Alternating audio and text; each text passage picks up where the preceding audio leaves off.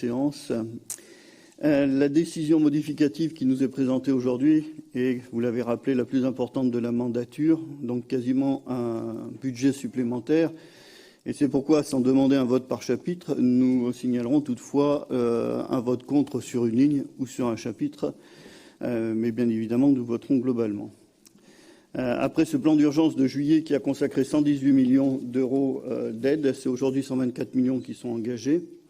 Face à cette crise sanitaire, économique, sociale et sociétale, cette délibération modificative montre la mobilisation des fonctionnaires du Conseil régional pour apporter des réponses concrètes d'urgence aux Néo-Aquitains et d'abord aux entreprises. D'abord aux entreprises, mais peut-être pas assez aux autres acteurs. Il nous faut aider encore davantage le secteur associatif, celui de l'économie sociale et solidaire, soutenir davantage les artistes parce qu'ils sont aussi créateurs de richesses et essentiels à notre vie en société. Un mot sur nos recettes, en partie assises sur la CVAE, la TVAE, la TICPE. En 2020, nous sommes en récession avec un PIB qui sera de 10%, négatif de 10%. La consommation sera atone, impactera nos recettes. Cela doit nous inviter à interroger notre modèle de société basé sur une croissance effrénée. Il n'est plus tenable, pas seulement parce que nous vivons dans un monde aux ressources finies, mais aussi parce que la croissance à plus de 1,5% n'existe quasiment plus en France depuis les années 2000 et qu'il faut en finir avec ce mythe de la croissance infinie. Non seulement notre économie est incapable de répondre aux défis de la perte de biodiversité et de dérèglement climatique, mais elle n'arrive plus à être performante et surtout, elle n'est pas résiliente. Un simple virus invisible à l'œil nu met à bas l'ensemble du système économique mondial, tant l'hyperspécialisation et la mondialisation le rend hyper fragile. Nous ne pouvons plus continuer d'ignorer cette réalité et réfléchir à ce que peut être une économie dans un contexte de post-croissance. Nous ne pouvons plus continuer de coller des rustines sur les trous béants de secteurs dépassés et de certains projets d'un autre temps, tels que Center Park, que l'on retrouve malheureusement dans cette décision modificative à hauteur de 4 millions d'euros. Nous devons réorienter nos efforts vers la transition écologique et énergétique. Christine Mouem, notre présidente, l'a rappelé, nous demandons depuis fort longtemps la mise en place réelle des éco-conditionnalités et des socio-conditionnalités. Nous le savons, trop souvent, ces critères ne viennent que comme un supplément d'âme de nos politiques et n'ont pas un caractère prescriptif ferme.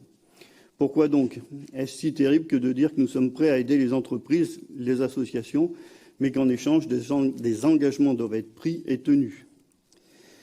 Cette décision modificative montre aussi que nous sommes dans un plan d'urgence et non pas un plan de relance. La plupart de l'effort consenti provient de redéploiement de crédits, de réallocation, comme vous venez de nous le dire, Madame la vice-présidente. Or, le redéploiement n'est pas forcément créateur de richesses. Ce qui est redéployé dans un secteur va certes créer des richesses dans celui-ci, mais va en annuler ailleurs. Pour certaines politiques, il faudra donc que ces dépenses annulées soient reconduites dès 2021, notamment pour le pilier 4 de la transition énergétique et écologique. Près de 30 millions de dépenses ont été annulées pour seulement 3 millions de dépenses nouvelles. Nous voterons cette décision modificative parce qu'il nous faut répondre urgemment aux conséquences économiques dramatiques que vivent l'ensemble des acteurs de la région. Nous la voterons d'abord pour les salariés de certaines entreprises.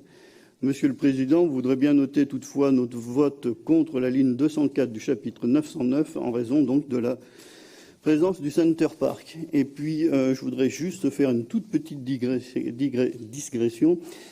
Nous avons eu droit, nous les écologistes, depuis le début de cette séance au qualificatif de Khmer vert, nos idées de doxa, fatwa, catéchisme, dogmatisme. En nous insultant, chers collègues de l'extrême droite, c'est bien l'ensemble des militants des marches pour le climat, l'ensemble des électeurs que vous insultez. Et puis nous croyons, chers collègues de l'ensemble des autres groupes, à un débat public de haute teneur et nous aimerions avoir des arguments plus structurés que celui de venir sur le terrain d'utiliser des termes de la religion et de nier ainsi le travail des scientifiques, en premier lieu celui du GIEC ou des biologistes, biologues, écologues. C'était mon petit coup de gueule.